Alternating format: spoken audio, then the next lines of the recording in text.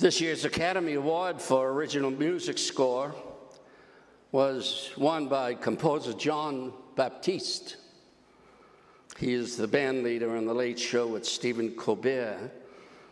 I was thoroughly impressed with Jon Batiste when he gave his little talk after he received his award, the Oscar.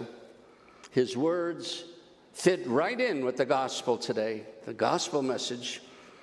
In accepting the Oscar, Batiste celebrated the moment by giving thanks to God for the gift of 12 notes. And here are the 12 notes.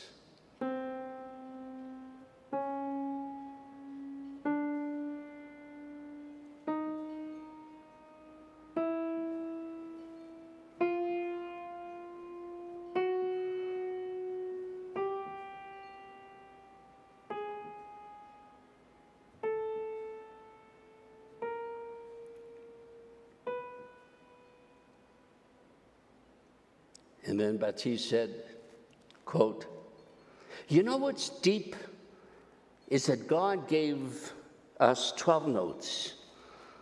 It's the same 12 notes that Duke Ellington used. It's the same 12 notes that Bach used. It's the same 12 notes that Mozart used. Every gift," Batiste said, "is special. Every contribution with music that comes from the divine into the instruments, into the minds, into the hearts, and the souls of every person who hears it. The stories that happen when you listen to it and watch it in movies, and the stories you share, the moments you make, the memories you create. It's just so incredibly special, and I'm thankful to God for those 12 notes." End of quote. Every song written and every song that will be written is composed from these 12 notes. Whether it's Twinkle, Twinkle, Little Star or Beethoven's Ninth Symphony. God gives us 12 notes to create the soundtrack of our lives. The scale includes wonderful notes: compassion, mercy, forgiveness, justice, empathy, peace. Everyone can make music with these 12 notes that God gives us. Saint and sinner, scientist, laborer, garbage collector, venerable grandparent, curious child, corporate executive, forgotten homeless person.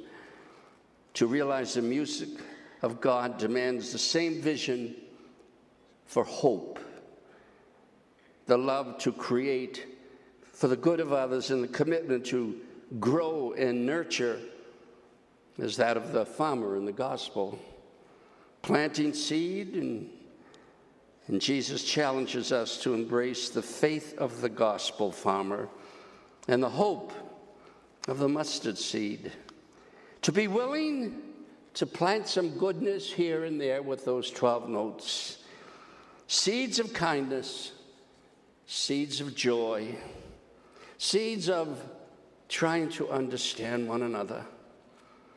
And when we can, in the certain knowledge that it will in some way result in the harvest of God's life and love, to play those notes, we are able to string together that which creates the music of God's Spirit playing through our lives. Just planting those seeds with those 12 notes, not worrying about it like the farmer doesn't worry about the seed in the ground. Nature takes care of that, and it grows. So different from the man who last couple of weeks ago on Pentecost Sunday gave me a good reaming out. The top of his voice, when a couple hundred people were lined up waiting to say hello to me, he really drove into me, pressed all my buttons. He said that he was very disturbed that the Mass was 2 hours, and the Mass wasn't 2 hours. He said he's never going to come back. I didn't know. He sounded, I don't know if he was Italian, Russian, Jewish, whatever, you know. I could have retaliated. I could have had some nice retorts way back here. Italians are not afraid to retaliate. But I thought that I'd be calm, and I thought that I would be Christ-like. Tried to use one of those notes that we're just talking about, forgiveness, patience. So I politely suggested to him, go home and have a nice cold martini. See, that's how you don't, and that's how you do add to the mustard seed. Just a little bit of kindness in the face of vitriol and downright uncharitableness. On NBC News and CNN, a great news story, great story about a little kid, 8 years old. Little Aaron, he adds to the mustard seed. He began a little thing, a little project. Aaron's mother, who was undocumented, a single mother with 3 kids, Bernice is her name. She lost her job last March, and she was forced to move into a shed with no utilities, no electricity, no plumbing in Los Angeles. One day, Bernice half-jokingly suggested to her little 8-year-old boy, Aaron, you know, if you got a little job, you can pick up some money and buy your own snacks. And Aaron got thinking, that little kid, 8 years old, they could sell plants. So he capitalized with his mom's last $12, and Aaron purchased 8 miniature succulents.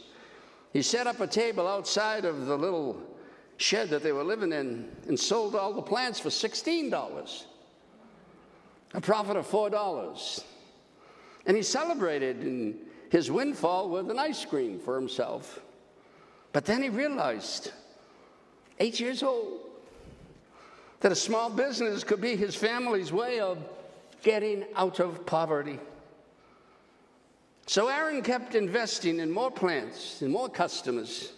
He kept buying plants, raising the price a little bit, and people often tipped him. And every morning, Aaron and his mom would take a bus to the flower district in Los Angeles in search of plants that little Aaron thought the people would like to buy. Today, the business-savvy youngster has a few $100s in the bank. And Aaron has become something of an internet celebrity with 22,000 Instagram followers.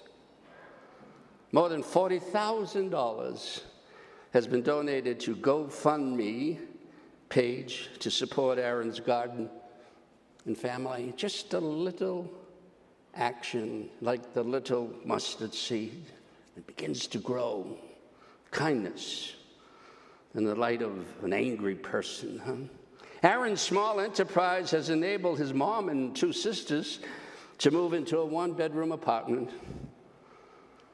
It has also enabled the family to bring back Eileen, the little kid, 12 years old, who was in Mexico, had to be sent there because of financial struggles. And so the family's together in a 1-room apartment, all because a little kid started selling succulent plants. Aaron's story is the parable of the mustard seed in the gospel. A small investment, a seed planted, and through hard and patient work, the tree grows, the mustard seed. In this case, an apartment comes into being, reuniting a struggling family. Today's gospel is about those everyday ideas that we can work if we possess the mustard seed, faith. like the farmer, plants the seed and then he goes to sleep. The conviction that the smallest acts of compassion and generosity, we can transform the most barren stretches of our lives into great gardens of hope and possibility. Not that it was me, but when that vitriol came spewing out of that man's mouth, as I say, there are a line of people waiting to say hello to Father Joe and wish me happy Pentecost. And the fact that I was calm and Christ-like, they saw that. And they must have thought, how in the world did he keep his temper? And maybe my calmness, my lack of vitriol, might touch some of those people that were in line. Christ calls us to embrace the faith of that farmer in the gospel and the hope of the mustard seed, to be willing to plant whatever seeds of gospel hope, gospel compassion, gospel reconciliation we possess wherever and whenever we can, in the certain knowledge that it will grow, it will have some effect and result in its own miracle, the revelation of the kingdom of God in the everyday business of our everyday lives.